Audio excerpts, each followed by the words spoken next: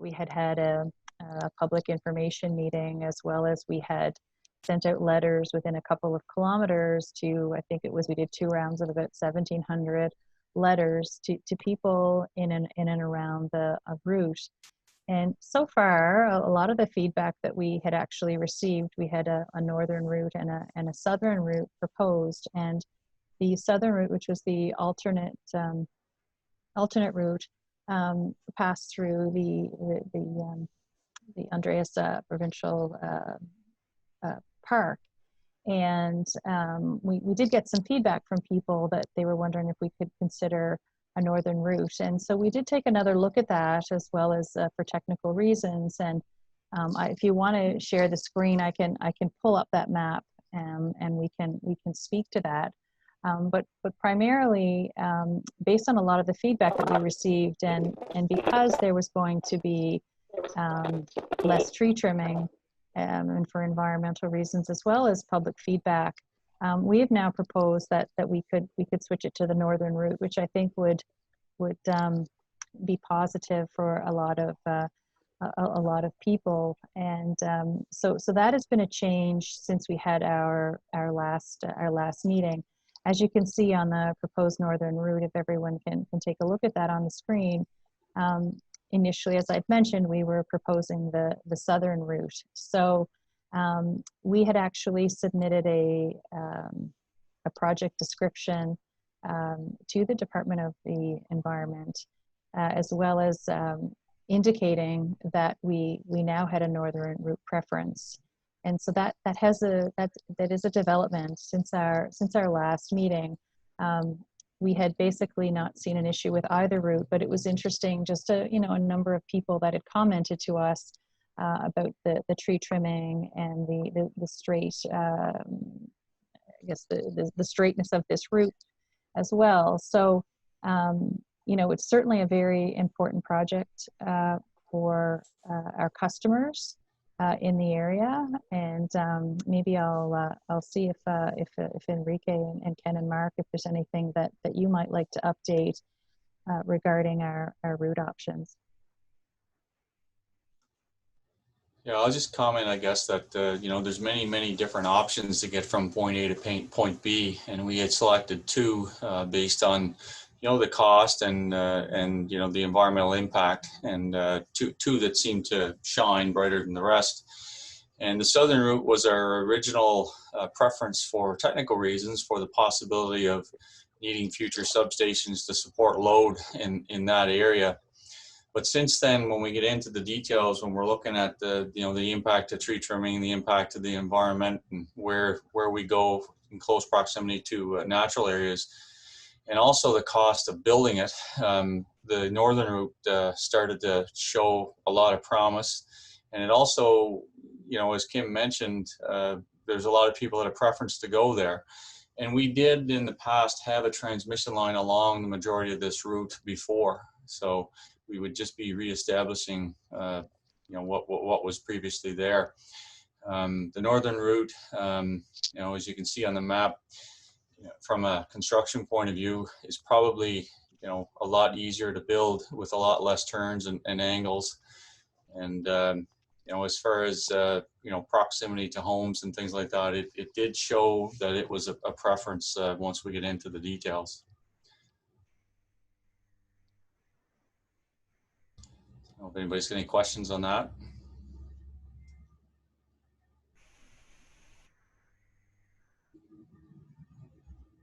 I just wanted to thank it's Enrique. I don't know if you can hear me. Yeah.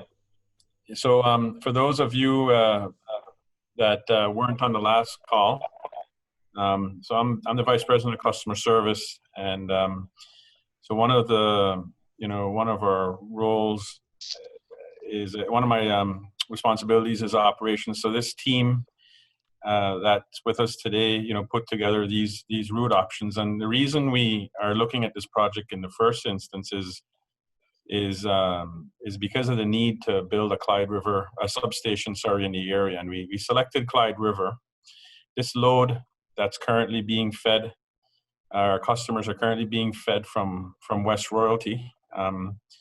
and it's a single source, so it's fed from one feeder, and so reliability in the area hasn't been good over the years, and so we needed to build a substation in the area, and then the goal here is to improve reliability, right? So we would we would have a substation that originally was one feeder, and then it would be multiple feeders, and so the impact. So if there are outages, we're reducing the impact on customers, right? We're reducing the number of customers that would be affected during outages. Currently today, there are 6,000 customers that are fed from one feeder. So when there's a problem, we're losing 6,000 customers, all at once. So that's one sort of benefit. The second reason we're doing this is because of load growth.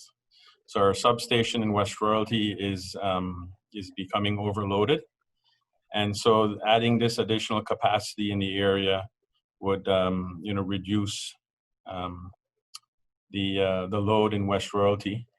And the third reason, and more so the reason why we're building this transmission line is, one, to feed the Clyde River substation, but secondly, as load continues to grow on PEI, we're going to need additional transmission capacity from western PEI to eastern PEI.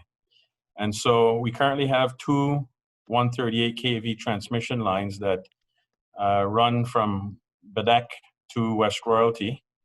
And so what our engineering planning department has determined is that in the next few years, we're going to need a third transmission line from Bedek area to West Royalty. And so this transmission line would serve that purpose as well.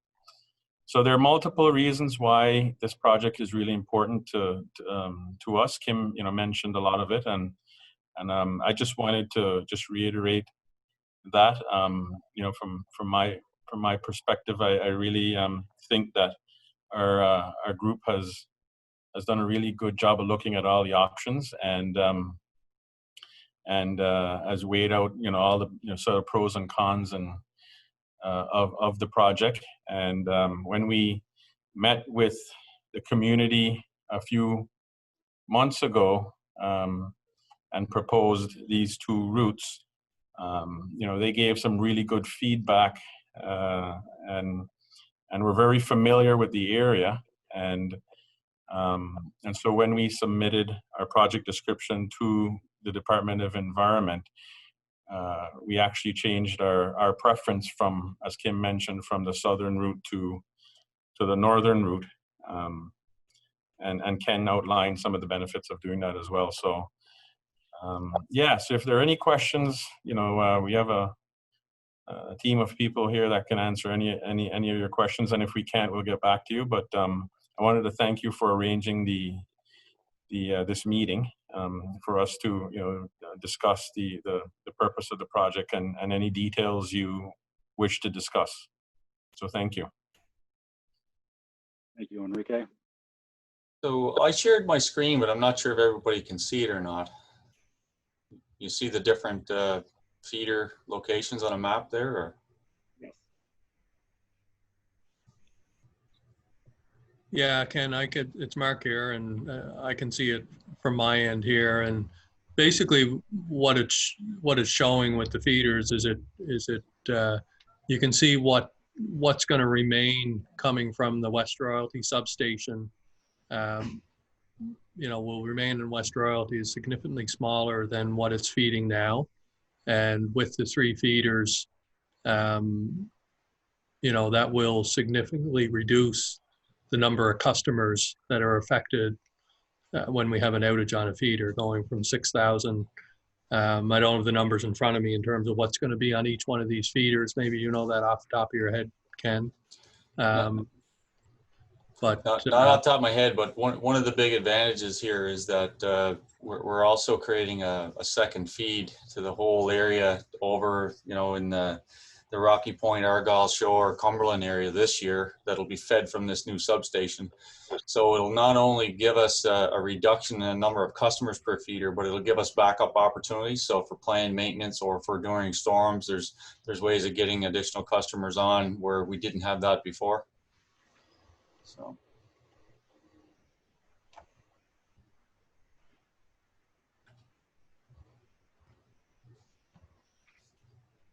We are also happy to share this PowerPoint, and I think everyone can see it, but any components of this can certainly be circulated, and/or we can do larger maps as we had mentioned in our March virtual meeting with everyone. Does anyone have any questions?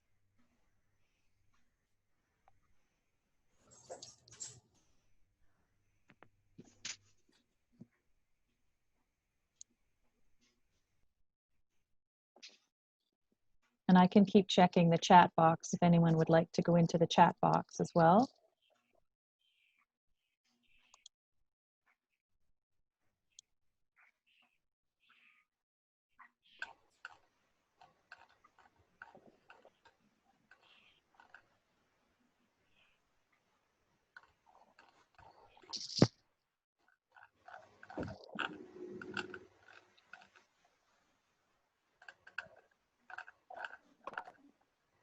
I might suggest that I can pull up the share option as well, and maybe have Matt also look at the studies, etc.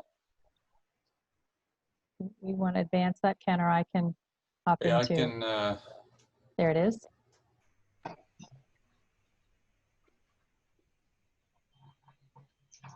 Yeah, perfect. I can talk on this. Can everyone hear me? Okay. Yeah, so my name's Matt Steves. I'm with Stantec Consulting. I'm part of the environmental consulting company that was hired to help Maritime Electric assess the effects on the environment related to this project, or this proposed project. So these are the two routes that we ended up going with in the end, that we assessed and we conducted field surveys on. So we looked at rare species, basically rare species of plants and animals along these routes. We looked at wetlands, water courses, as well as effects on potential land use, air quality, and the atmospheric environment, which includes noise and greenhouse gas emissions. Basically, looking at the water courses that are within the project corridor, we found that a lot of them are fairly narrow and can be easily spanned by placement of the poles and avoided that way. So there was no further assessment conducted on water courses within this route, but there were field surveys that were conducted for wetlands and rare plants, breeding birds, and so we can go into that a little bit on the following slides. So the wetland delineation and rare plant surveys were conducted together. A couple terrestrial ecologists from our company went out and walked the entire route, starting at the eastern end, going along both routes to the final termination point on the western end. There are 26 wetlands identified within the field. Each wetland was delineated within the corridor so that Maritime Electric knows the footprint of those wetlands and can utilize that during construction and planning. There were 10 wetlands identified along the northern route, 11 wetlands along the southern route, and then 5 wetlands along the shared portions. So along both routes, since both routes have the same starting and ending point, there is a certain amount of each route that's combined, that's shared, both at the eastern and western ends. So those shared portions of the route both contained in total 5 wetlands. The rare plant species, or rare plant surveys, were conducted by the same terrestrial biologists and botanists. There was 386 unique plant species ID'd along the route. One of those species is a federally listed species at risk. So that was butternut. So that was actually located or identified at 2 separate locations. one along the shared portion of the route on the eastern extent, and one location along the proposed southern route. So the proposed northern route will actually only interact with one location where there's butternut present. There's also 16 other species of conservation concern noted, and they were kind of dotted along both routes.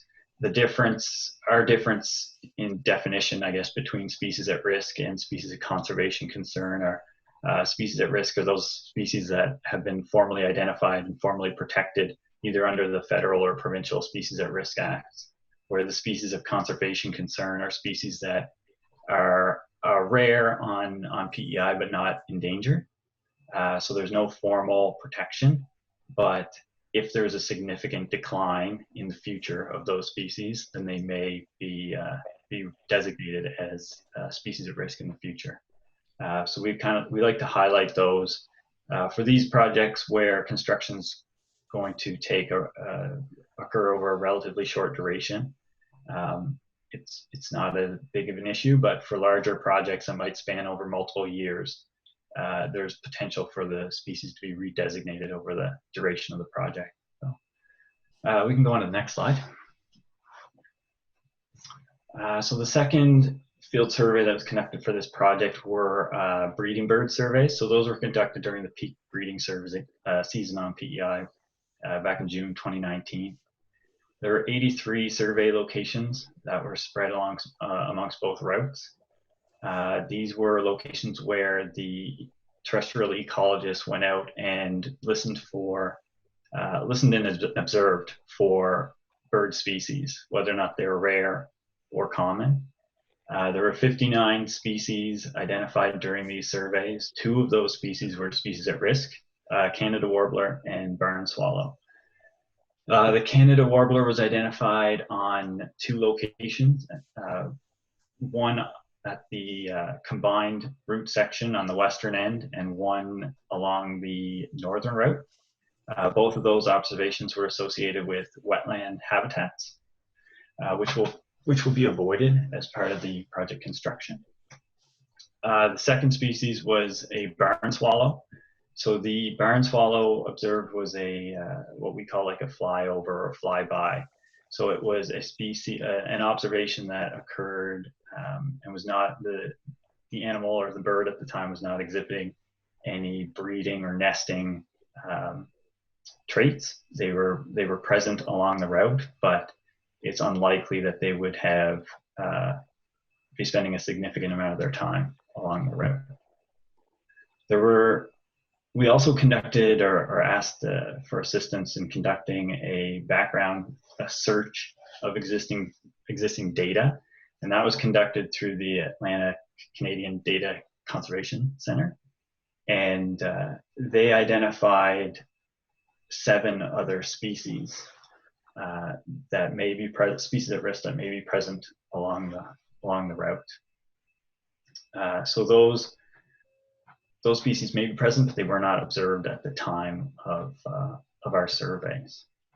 And to mitigate against potential environmental effects on these species, Maritime Electric typically conducts the tree clearing activities outside of the peak breeding bird window. And if any clearing is required within that window, there would be a pre-clearing nest survey conducted to verify that there are no breeding bird activity within that clearing area. So that's basically the surveys that we conducted for the project. And if there's any questions, I'd be happy to answer.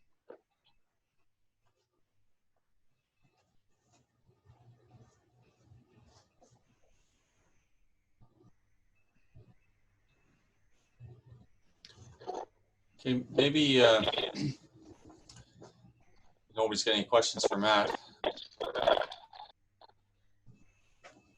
I just want to review the map of the feeders again quickly, but this whole area here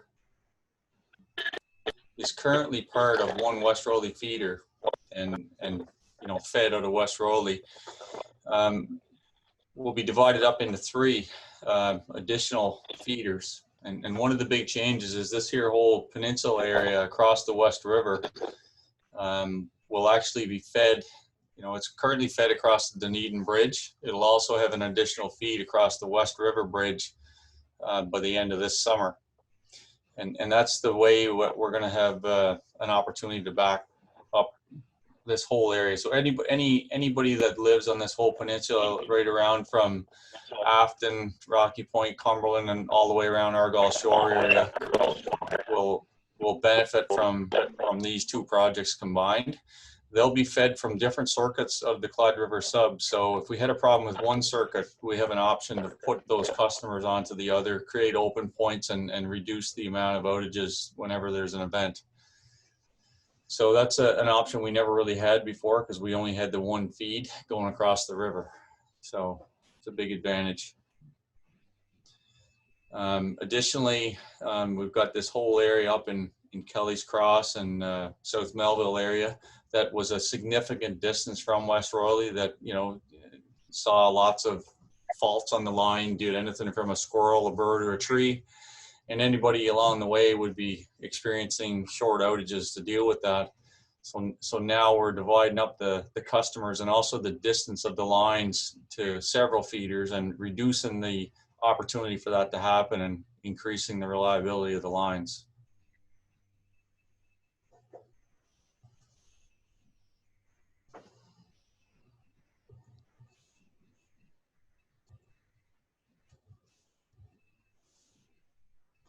I think we've certainly heard that it's a positive aspect if we can reduce the customer dependency and the ability to split that up from a customer perspective, as well as the the last time we had our virtual meeting together, when we talked about the advantages for Rocky Point. But I know that the other advantage was also when we've been looking at the northern route, that there was some questions around the reduction in tree trimming, and I think that from an environmental perspective was certainly we've certainly heard that from people that have contributed along the route, as well as on this call that we had last time. I didn't know if anyone had any other comments or questions. Certainly through the chat function here, or through Wendell, we're certainly happy to answer any other questions or concerns.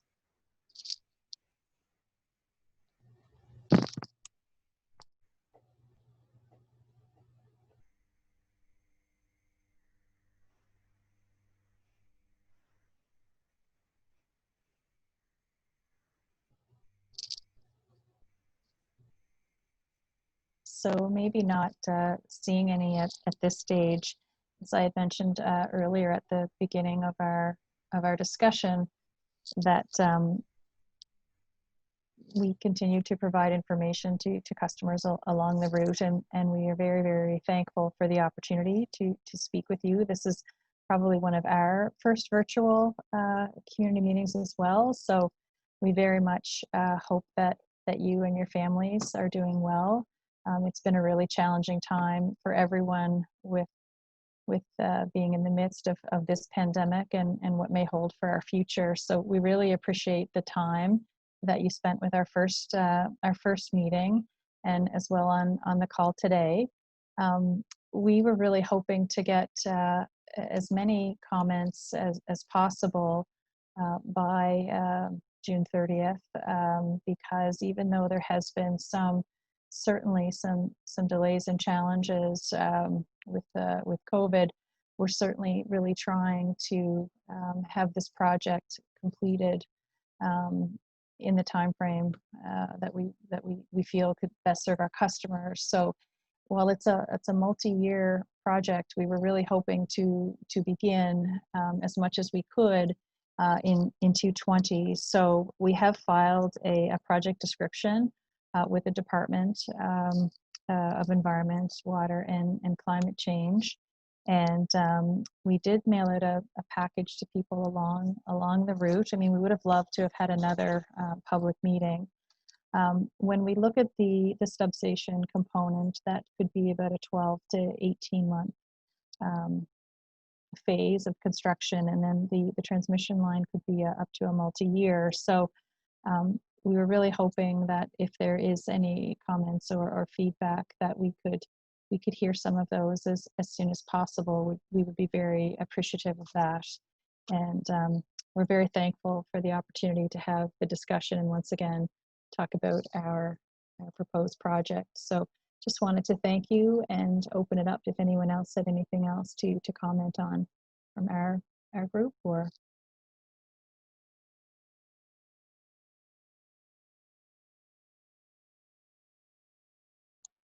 just wondering in case we missed anything. So we would like to say thank you very much again, and however you would like to close. Wendell, you can just proceed. Sure, no problem at all. First of all, I'd like to say thank you, Kim, Matt, Ken, Mark, and Eureka. I think I got everybody. Thank you for taking the time to coming out and doing this with us today. Thanks for the update. It's been it's great, even though it didn't work out the way we wanted it to, but at least we got some information out of it, and maybe down the road we can try again, and hopefully next time will be a little bit better. Well, good job on the first try. We're glad we're part of the first round. So thanks again. No, thank you, everybody. Thank you. Thanks very much. Thanks, Tom. Thank you, folks. See ya. Bye.